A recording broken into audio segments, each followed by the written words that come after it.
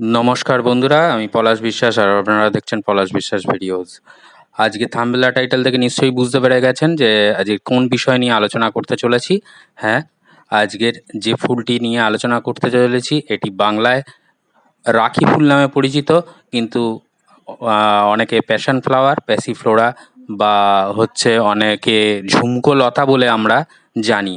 তো আমার কাছে এই রেড আর এই বেগুনি কালার, এই দুটি কালারের রয়েছে, এছাড়াও হোয়াইট কালারেরও একটি হয়ে থাকে, ভীষণ ভীষণ সুন্দর হয় সেটি। তো চলুন বন্ধুরা, যে কিভাবে আমরা টবেতে এই ঝুমকোলতা গাছ করব এবং সঠিকভাবে পরিচর্যাটা জেনে নিই। আর টবে মাটিতে বসিয়ে দিলে এই গাছ লতানে প্রকৃতির গাছ হয়, অনেকে গেটে বা পাঁচিলের উপরে রেখে দেন, তো খুব একটা সমস্যা হয় না। কিন্তু টবে করতে গেলে আমাদের প্রত্যেকটি গাছের জন্য আলাদা কেয়ার বা পরিচর্যা নিতেই হবে। তো চলুন আগে জেনে নিই যে এই টবেতে থাকলে কত ইঞ্চি টবে দেব গাছটিকে প্রথমে, এবং তারপরে কত ইঞ্চিতে ট্রান্সফার করব, এই গাছের খাবার কি দেব, আর গাছটিকে কেমন জায়গায় রাখবো, কীরকম জল বা খাবার কিভাবে কতদিন অন্তর দিতে হবে, কি খাবার দিলে বেশি ফুল দেবে, কোন স্থানে রাখতে হবে গাছটিকে, সবটাই আজকের ভিডিওর মাধ্যমে আলোচনা করে নিচ্ছি। তো চলুন দেখতে থাকুন, একটুও স্কিপ করবেন না। ভিডিওটি ভীষণ ইন্টারেস্টিং হতে চলেছে, তো দেখতে থাকুন ভিডিওটি। প্রথমেই বলি যে গাছটিকে কেমন জায়গায় আমরা রাখবো। হ্যাঁ বন্ধুরা, এমন জায়গায় রাখতে হবে যেখানে সূর্যের সরাসরি আলোক বা সূর্যকিরণ একদম দুপুরের টাইমে, মানে 11টা 11:30টার পর যেন না পড়ে, এই ব্যাপারটা আমাদের মাথায় রাখতে হবে। কারণ এই ভীষণ গরমে এই ফুল গাছটি হয়, এবং যাতে ওই চড়া রোদ যদি পড়ে তাহলে কিন্তু গাছের পাতা ঝিমিয়ে যাবে এবং ফুল বা কুঁড়ি সেটি কিন্তু খুব একটা ভাবে প্রস্ফুটিত হবে না। তো এই জন্য গাছটিকে সকালের যে সূর্যালোক পড়ে সেই রকম জায়গায় রাখতে হবে, এবং তারপরে সেই মানে যে আপনার বাগানের যে স্থানে 11টার পরে সূর্যালোক আর সেভাবে পড়বে না গাছের গোড়ায়, সেই স্থানে কিন্তু আপনারা গাছটিকে রাখবেন। আর তাতে কিন্তু গাছটির ভালো হবে গাছটির জন্য। আর এই গাছের রাখার ব্যাপারটা তো বললাম, টবেতে করে রাখলে বিভিন্নজন বিভিন্নভাবে করে থাকেন। বাঁখারি বা চেরা দিয়ে বিভিন্ন রকমভাবে মাচা করে রাখেন টবের মধ্যেই। তো সেইভাবে কিন্তু রাখলে খুব সুন্দর লাগবে, খুব সুমিষ্ট গন্ধ কিন্তু এই ফুলেতে রয়েছে। এবারে চলে আসি মাটি নির্বাচন। মাটি কিভাবে নির্বাচন করব।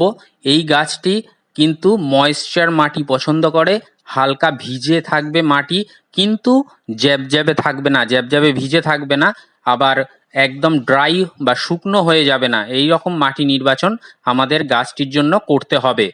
তাহলে চলুন আমরা যে বাগানের, আমাদের যে সাধারণ বাগানের যে বেলে দোআঁশ মাটি, সেই বেলে দোআঁশ মাটি নিয়ে নেব 50%। 30%-এর মতন নেব লাল বালি, যেটা বিল্ডিং মেটেরিয়ালসের বালি হিসাবে পরিচিত, সেই বালি এই 80%। আর 20% নিয়ে নেব কোকোপিট বা ধানের তুষও ব্যবহার করতে পারেন কোকোপিট না থাকলে। এটি কিন্তু জল, গাছের যে টবের যে জল সেটিকে কিন্তু অ্যাবজর্ব করে মাটিটিকে ময়েশ্চার করে রাখবে।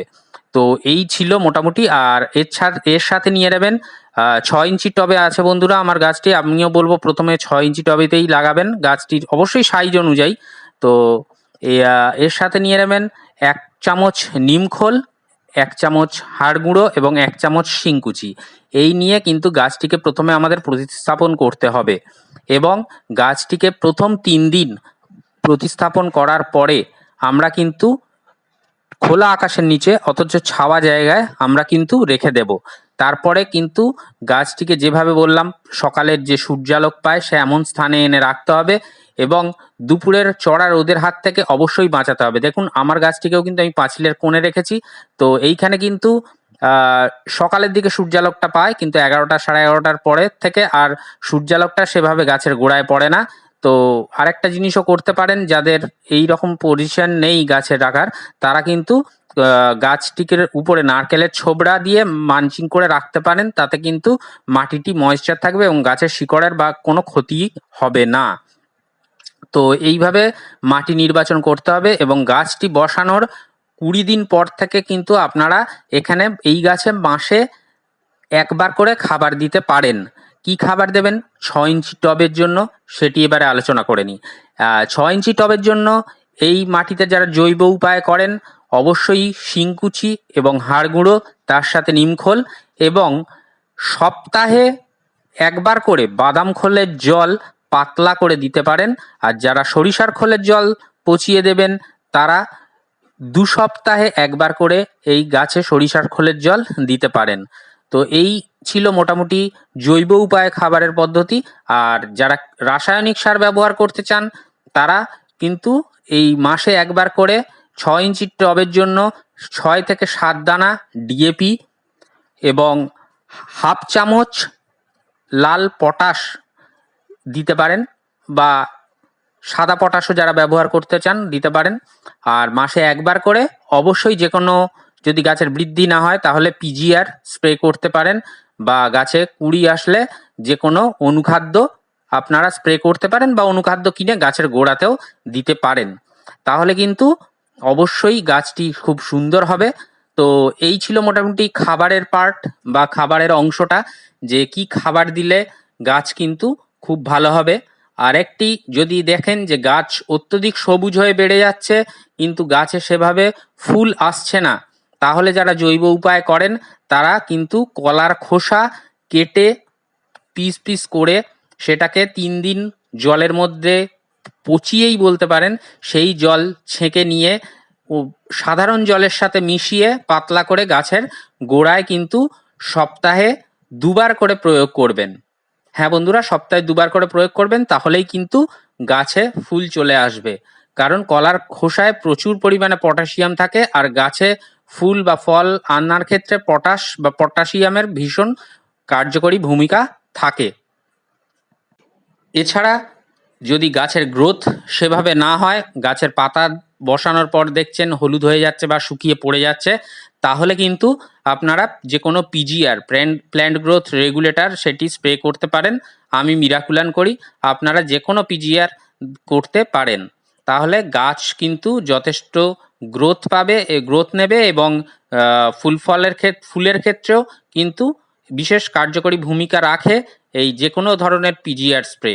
এবং কুঁড়ি আসলে অনেক সময় দেখা যায় যে হালকা হলুদ হয়ে যাচ্ছে বা পড়ে যাচ্ছে ঝরে, তখন কিন্তু যে কোনো অনুখাদ্য আপনাকে স্প্রে করতে হবে গাছে। আর রোগ পোকার সেভাবে আক্রমণ হয় না, তাই কিন্তু বাগানে রাখলে অন্যান্য গাছে যদি মিলিবাগ থাকে বা অন্য ধরনের পোকা যদি যে কোনো থাকে, তারা এসে কিন্তু বাসা বাঁধতেই পারে। তাই আমি বলবো যে সপ্তাহে না হলেও 10 দিন ছাড়া নিম তেল আপনারা গাছে স্প্রে করুন।